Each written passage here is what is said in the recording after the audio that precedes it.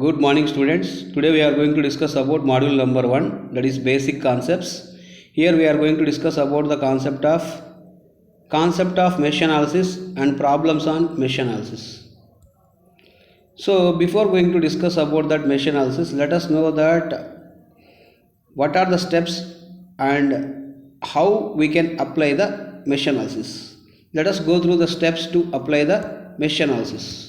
So step 1 says that identify the meshes and label the mesh currents in either clockwise or anti-clockwise direction. So for the given circuit we have to identify the number of loops and loop currents or mesh currents either in clockwise direction or in anti-clockwise direction. That is step 1. Next, step 2 says that observe the amount of current that flows through each element in terms of mesh currents. That means we have to apply Kirchhoff's voltage law and we have to write mesh equations. That comes under step 3. So mesh equations is obtained initially by applying KVL and then Ohm's law. Next, for the given network, what is that number of mesh equations we have to calculate? The number of mesh equations for the given circuit we can calculate with the following formula, that is the number of meshes m is equal branches minus nodes minus 1. That is the number of meshes for the given circuit is equal total number of branches minus total number of nodes minus 1. This is the way how we can calculate that step 5, and this is the way how we can know how many number of mesh equations we have to write for the given circuit. The next one is step 6. In step 6, in the given circuit or in the problem, that circuit consists of any current source, then the current of that loop is equal to that mesh current. The current, if any circuit which consists of a current source and that current source is not located at the boundaries of the two loops, during that condition that mesh current is equal to that current source which is located in that mesh or in that loop. Then step 6 is here, if any current source which is located at the boundaries of two meshes, to analyze the network we have to apply the super mesh analysis. To analyze the network we have to apply the super mesh analysis, so as to overcome that difficulty in the network. Let us go through that a problem on mesh analysis. So please go through the problem on mesh analysis. That is, for the electrical network which is shown in figure, determine the loop currents and all branch currents. So if it is the problem what they given and the circuit what they given here, it is this one. In this circuit, the first step here it is, I am analyzing that loop currents or mesh currents. So in first loop I am analyzing that current as I1. In second loop I am analyzing the current as I2. In third loop I am analyzing the current as I3. While I am analyzing the currents in the given loops or meshes, the way how we are going to take the current for reference either clockwise direction or in clockwise anti-clockwise direction, that depends upon as our wish. Now after analyzing the currents, now we have to apply the KVL in that loop. Now I am going to apply KVL in mesh 1. If I am going to apply the KVL from mesh 1 means first equation, if I am going to start from here, so initially I am going to write with 0.2 I1 plus next resistance is 2 ohms. So 2 into I1 is the current which is flowing in anti-clockwise direction here in this loop, and I3 is the current which is coming in opposite direction, because 2 ohms is located exactly between the boundaries of mesh 1 and mesh 3. Therefore 2 of I1 minus I3 is the current what we can write.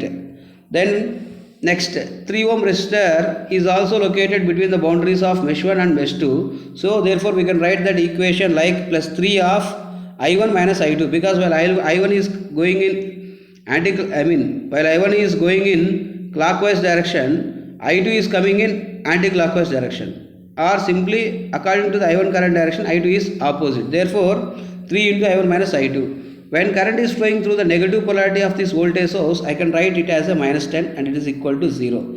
This is the way how to write that KVL equation for the given mesh.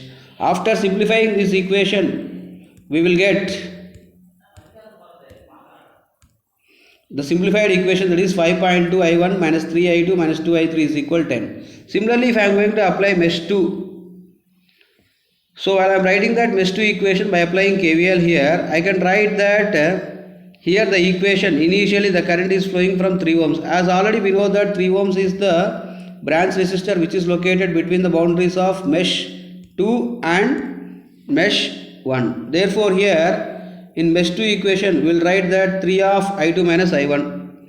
So next, the same current is flowing with 4 ohms. It is located between the boundaries of 2 and 3. So we can write with 4 of I2 minus I3. Next, when current is flowing through 0.2 ohms, it is that self resistor for mesh 2. So we can write that 0.2 I2. Then when current is flowing through the positive polarity sign, we can write it as plus 15 is equal to 0. After doing simplification, here we got that equation as minus 3 I1 plus 7.2 I2 minus 4 I3 is equal to minus 15. This is mesh 2 equation. Similarly, we can also apply KVL for mesh 3. If I am going to apply KVL for mesh 3, here current is going through 5 ohms. So 5 into I3. When current is flowing through 4 ohms, because 4 ohms is that mutual branch resistor between the meshes 3 and 2. So we can write that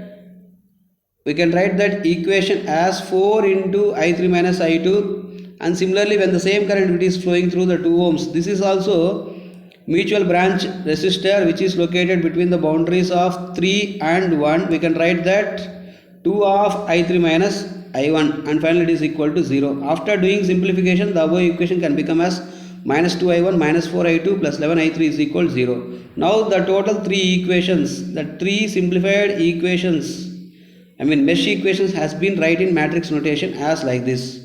So we can solve these unknown parameters of I1, I2, I3 by using calci in equation method, or otherwise we can also calculate by using direct inspection method or Cramer's rule. We can solve the above equations and we can get the solution. So here by using that Cramer's rule, here we got I1 is equal 0.11 amperes, I2 is equal 2.53 amperes and I3 is equal 0.9 amperes. So in similar manner, if you go through that one more problem here, find the voltage V0 in the circuit shown in figure. Look at the figure, very clear here. In this problem they given totally 3 loops, are simply called as 3 meshes.